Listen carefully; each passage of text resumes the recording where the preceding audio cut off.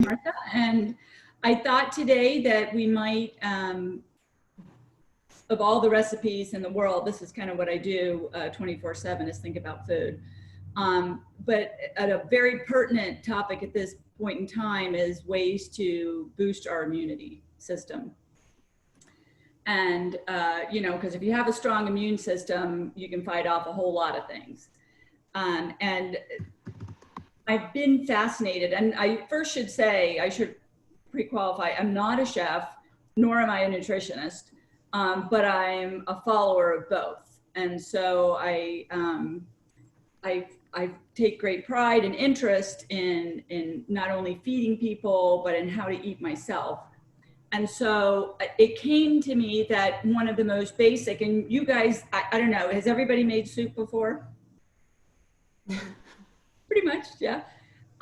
Maybe you have, maybe you haven't. I guess another question that I think is even more important, have you made your own stock? Yes, yes. Good, Jane. Yeah. Very good. Well, here's the thing about making your own stock. And can we lift the, yep. Just, Emily's gonna. Technical. Right. I don't know. It's hard to see where we are. This is a little difficult. So I have, this is chicken bones and celery, and it's been simmering overnight. And I just finally turned it off so it would cool down a little bit. And we're gonna drain this. And then I'm gonna start another stock just to show you the process. But as I drain it, I'll talk a little bit about what making your own stock does. There's all the, you know, there's lots of nutrients that scientists have figured out the names of and what they're good for and why they're good. I believe when you make your own stock, so you've got the bones, you've got, and actually, while I'm saying this, I should start, I'm going to start a new one too. So this is our chicken stock that I'm going to use to do the soup today that I'm going to show you. And the recipe is flexible. I'll show you this one recipe, but once you get the hang of it, you can use whatever's in your pantry. It's great. Right. So chicken bones, ham bones, beef bones. You can even use seafood. So from shrimp shells. Yeah, shrimp heads. That's good stuff. Diggity. Yeah. So the interesting thing to me is, you know, so simmering this overnight really low, I'm basically capturing every nutrient and unknown micronutrient in this broth. Like this broth is gold. There is everything, it's simmered overnight. It's totally made all of the nutrients so readily available for my body to absorb. So I've got my little gold here. I'm gonna make some more gold here and I'll just show you. So I got ham hocks. So we get this gnarly ham hock. I'm gonna put that in there. The soup we're making today is white bean and leek. So I have, I've chopped the leek already, but the bottoms, what do you do with the bottoms? Yeah, most people you throw them in. Throw them out, but actually by slowly simmering them for so long, it actually breaks down the nutrients as well. Right. So you've got this, and my carrot unpeeled. Like everybody takes the peel off. We don't know what's in the peel. There could be something really, really good there. All the ends, you know, for the carrots, I'm not throwing away anything. The celery end, put that in there. A couple things of celery. Onion, and then not even unpeeled. Not even unpeeled. I've got garlic. I'm putting garlic in here. All right. So I'm going to take that. I forgot to get my things out. I'm going to take a bay leaf. Shot. Put that in there. I'm going to take a couple whole peppercorns. Put those in there. And then I am going to take 2 tablespoons of apple cider vinegar, which further helps break down the proteins, the sinews, everything. Apple cider vinegar will just help break everything down a little bit more. So just 2 teaspoons of that. And then I'm gonna fill it up with water, and it's gonna cook all night. I'm gonna put it on really super low.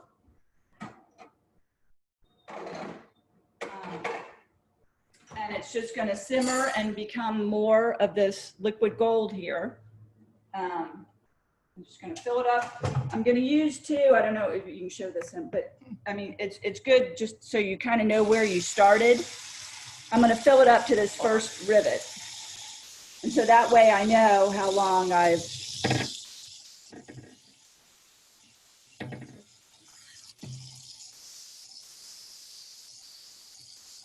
that could take a long time. Huh?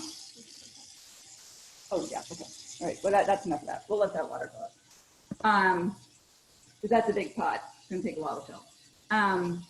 But I'm just gonna capture all those goodness and make it available for us. Emily also was pointing out to me, 80% of your immune system happens in your gut.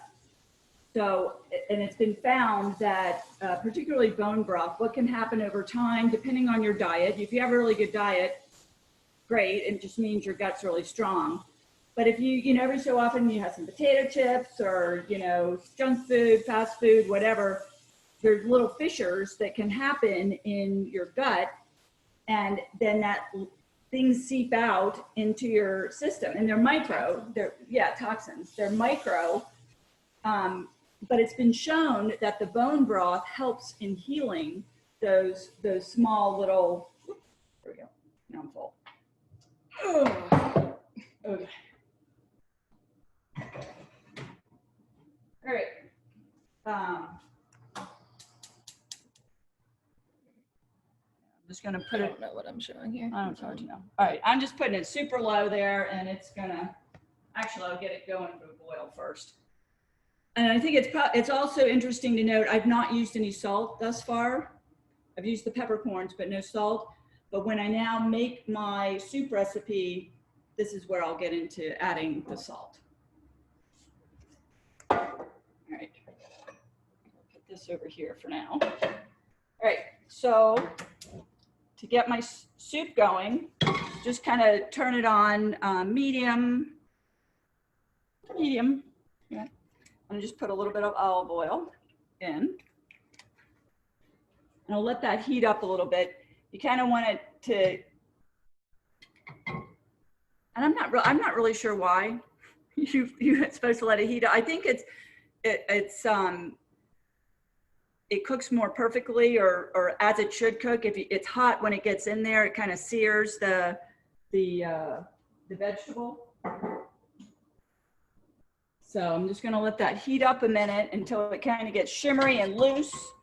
You can kind of see it moving around a little bit. Still not hot enough. I could turn it up. That's always possible. It's good to turn. Actually, it's probably better to turn it up high, get it to where the heat you want, and then adjust the temperature a little bit. So I've chopped the leeks, and I have them in water just to settle out any of the grit that happens with leeks. So I'm just going to try to carefully pick from the top and drain the water off and put that in my pot. That sizzling sound is so comforting. I wish I could smell too. I was just about to say we need smell-o-vision about now. So here's the awesome thing about this recipe. So I'm using leeks today. If you don't have leeks, onions work really well. If you don't have onions, if you have a shallot, that works really well. You just basically want something from that alum family. And just, I would encourage you to play with this, play with the vegetables, play what you have with herbs, whatever you've got in your house. So I'm also going to put the carrots in. And at this point, let me get I'm working around. And just stir it a little bit here.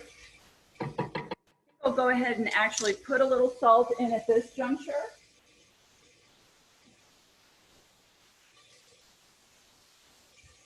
Put a little bit of that.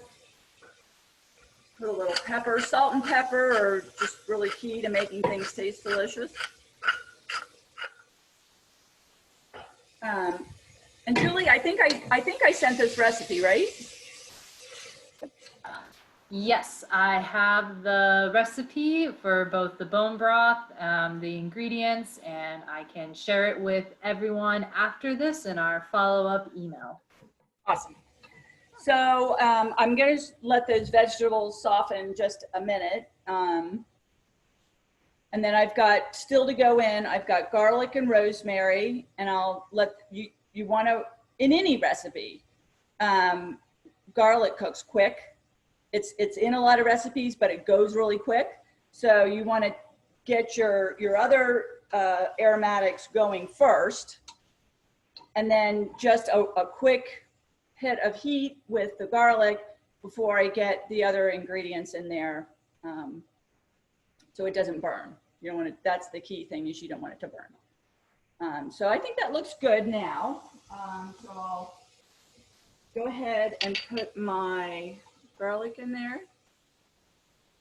And that's another fabulous smell. Then my rosemary.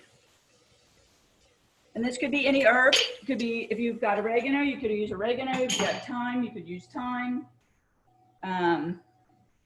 Again, just kind of the flexibility of, but just, and the vegetables. So I use carrot.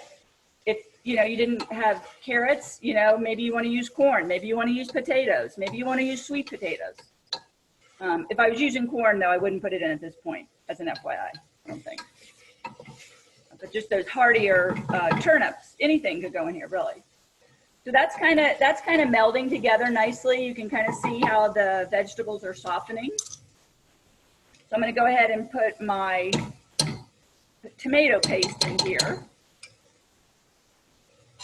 I'm going to stir that around, and I'm looking for it to get kind of a little brownish in color. I'm not sure if you can see that or not. It starts out kind of a brighter red, and then as it cooks a little bit, it starts to, brown up a little bit. And I do want a little bit of higher heat at this point, because the next thing I'm going to do, and I want the alcohol to cook off, is I'm going to put a little leftover wine in. So just so happens, I don't know how it happened, but I do have some leftover white wine. Typically not the case, but today I do. I'm going to put white wine in here. If you didn't have white wine and you had a little red wine, you could do that too. You could put, even, I would even venture to say, if you had even, and I thought to try this and I haven't yet, but if I had a little sherry, that I could, or even brandy, that might be interesting. But it's just some sort of alcohol that kind of punches up the flavor a little bit. All right, so I've got that, and it's now kind of all sort of combined there, and it's turned a little brown, and I'm just going to pour a little wine in.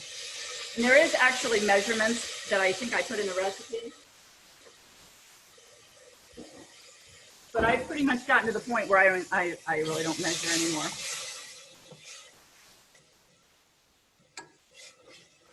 So we're still on high, yeah. Yeah, we're on high. We're going to turn it down. You're right. We'll turn it down a little bit. So that alcohol is now cooking off a little bit. So now my stock. I'm going to put the liquid gold. Here it comes.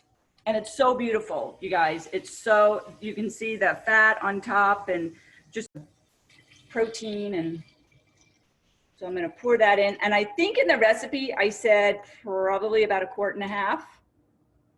Which I got 4 cups. And that's quart.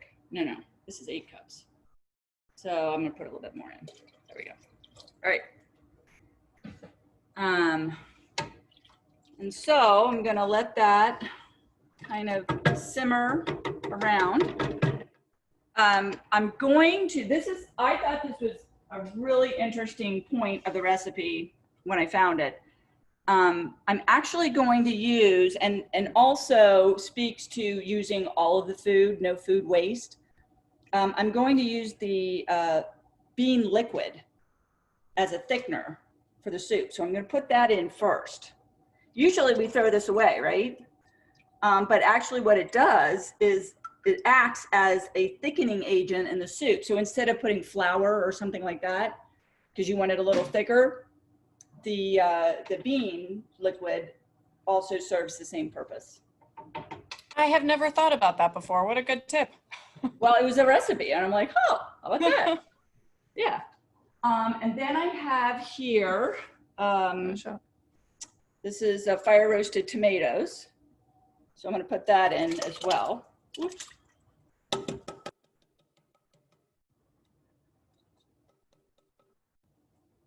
All right. Then I'm just gonna, then this is just gonna simmer a while, and towards the end, I'll go ahead and put the cannelli beans in, the white beans, but it can now simmer. Like, make sure I got it on low, or medium low. We're gonna let that simmer, and then we're gonna go to our salad. So the interesting thing about, I'm gonna get my lettuce here. Lettuce in the fridge.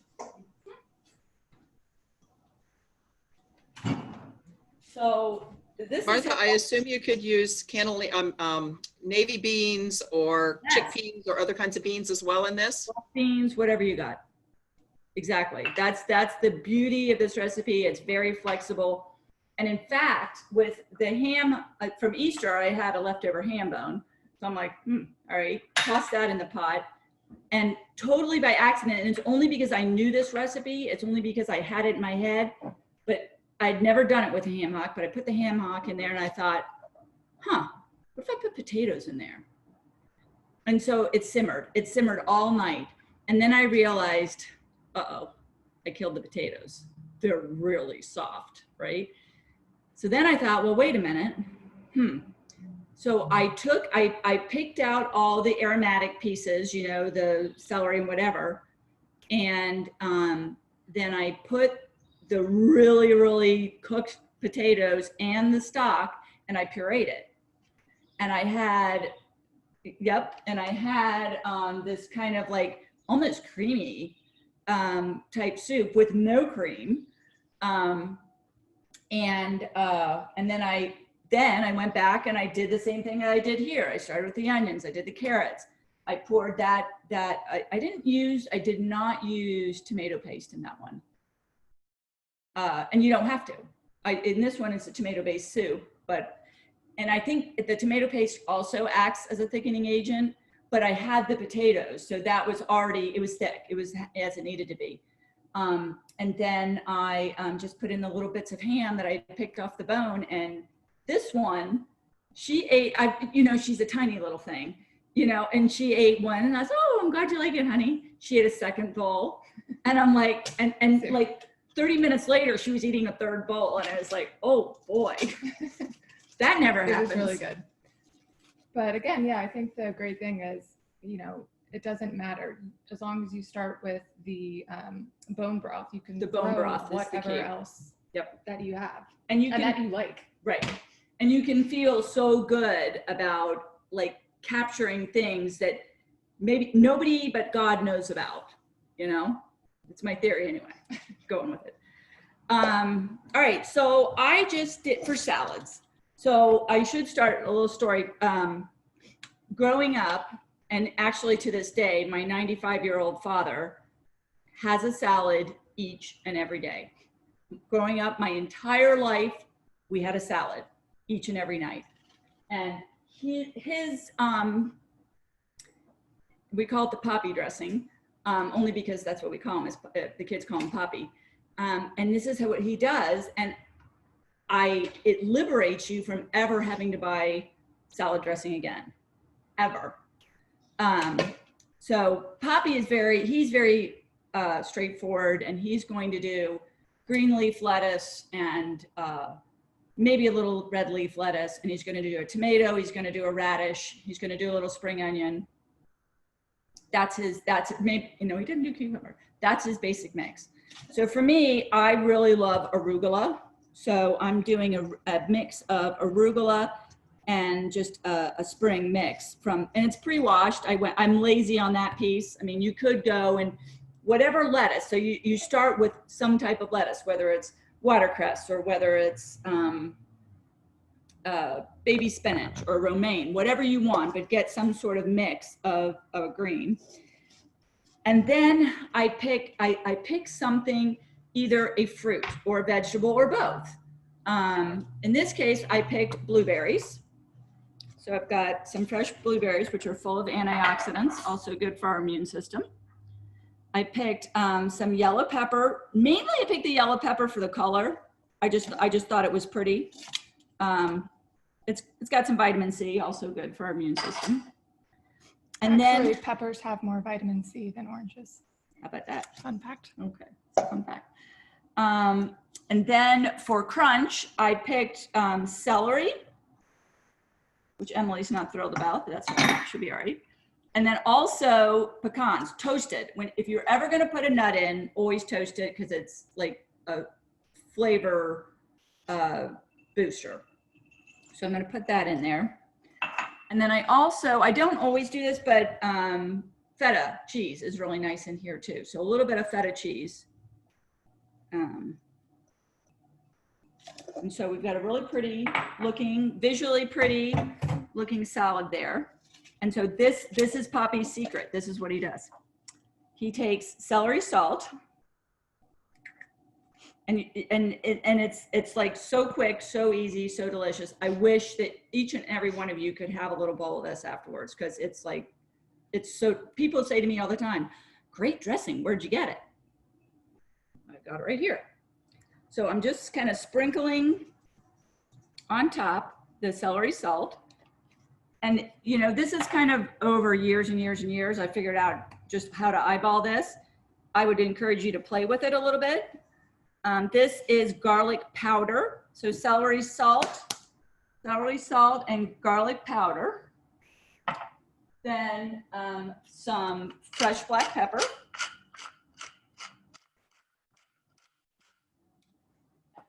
I really enjoy this Maldon finishing salt. You can get it at Amazon, or I'm sure Balducci's has it.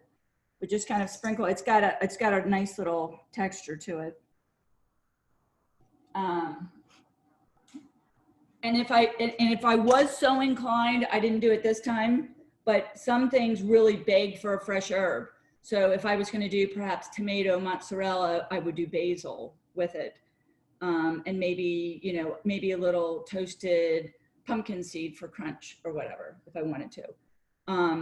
This one, I think, because of the fact, I'm not going to put a fresh herb in it, but that's always a great thing available to you that you should utilize. So then we just take, and with salads, it's nice to use a high quality extra virgin olive oil when you're, you know, using it just straight on something you're gonna eat fresh. I think it makes a big difference. But I just kind of drizzle it over the top. And then vinegar. So my dad is always olive oil, red wine vinegar, kind of straightforward. I like to play with my vinegars. This is a reduced black cherry, which I thought is nice with both the pecans and the blueberries. It's a nice flavor. So you just kind of drizzle that over top. That's a dead soldier. Okay. Then you just toss it through. And it's amazing. You think, oh my goodness, well, maybe that's not enough. With salad dressing, less is almost always more. You can always put more on, but you can't take it off. So, and if you, I actually spend more time just tossing it through to make sure that every little bit touches all the different lettuces. But what you're really going for is just sort of like a glisten, you know, and I don't know if Emily, if they can see this. but it's just kind of glistening, and that's perfect. That's all you need for your salad. So then you have your salad, and soup will be ready in, well, actually, I'll go ahead and put the beans in now. They should be.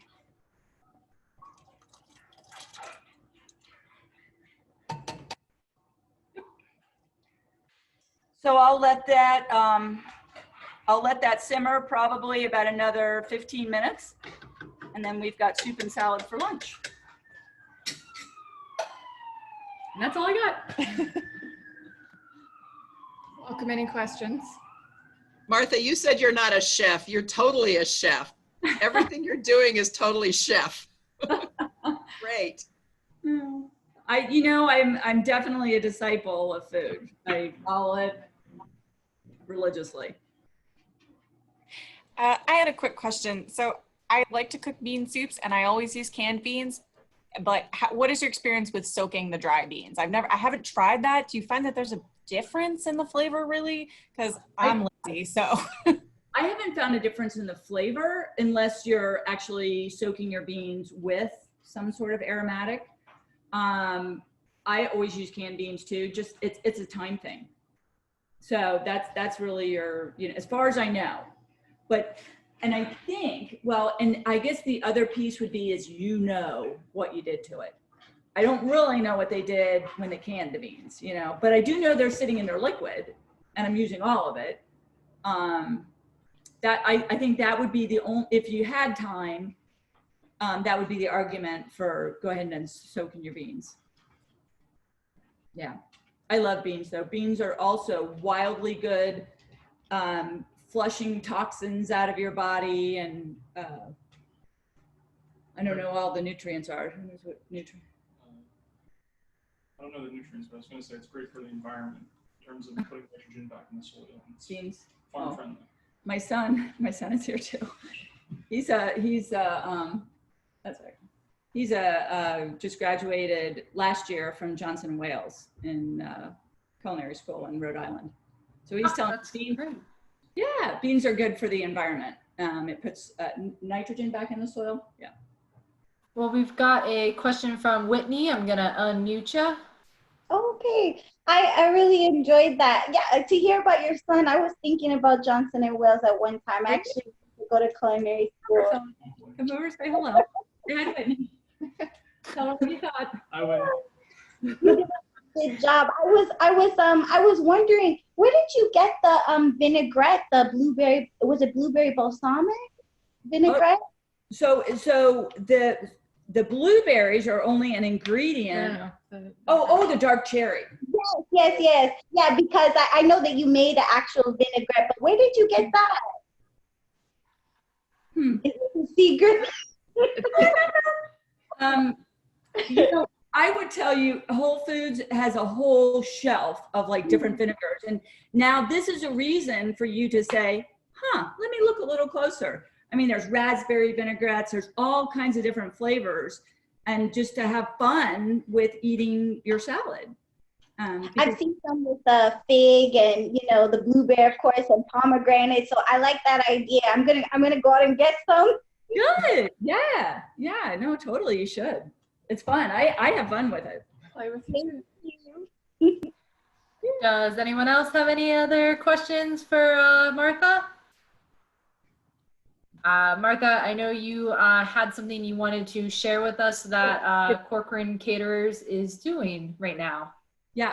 So we just put a feature on our website. We've been getting lots of requests for people wanting to feed those on the front line. Our nurses, our doctors, and so we now have a feature on our website, www.corcorancaterers.com, where you can feed a frontline hero. You can go, you can order and pay, and it goes directly into our ordering system. Our goal is to get 500 meals by next Wednesday. And please share it. You can buy it. There's 4 different options. But the word that we've gotten from the hospitals is they really appreciate a protein-centric meal. And so there's 5 options, actually. Oh, I lied. You can send a sandwich, and lots of people send sandwiches and certainly appreciated. But these protein-centric meals, like we have a grilled tuna steak with a white bean salad and grilled zucchini, or a grilled flank steak with a pasta salad and grilled vegetables. So, but yeah, you can order 1, you can order 2, tell your friends, and you can brighten a healthcare worker's day. So Martha- I have something to add on that. So I have posted it on my Facebook and sent it out. Both my company and my husband's company are both buying meals. But in addition, they also have a service for families and things like that who are at home. And so I have purchased meals for some of my clients, and they wrote me up a really nice gift certificate. And what I did was I put a little Vidyard video to it and said, have a meal on me, and then sent it to my clients. And it's been very, very well received. They've really enjoyed doing that. And then tomorrow I have company coming. And so rather than figure out which not fast food, but takeout we're going to do, Martha and Chuck are going to bring us food. And my girlfriend got her doctorate yesterday and was all by herself. So I'm going to bring a meal to her as well. So there's just a lot of different opportunities to use Corcoran and Chuck and Martha. Thank you, Keller. My pleasure. Yeah, and Martha, if you share that link with me, I can share it with everyone here in the follow-up email, and that way you all have it. Sure will. Thank you. Yeah, so if anyone else. Julie, and we'll be able to we'll put something on Facebook that points to this video, because now that we have it, it will live forever. So we can add the link to the video as well. Yes, we can. This will be on our YouTube page. Yep. So thank you, Martha. Can we all give her a round of applause? Thank you, guys. Thank you. Yeah. Mute. I'm going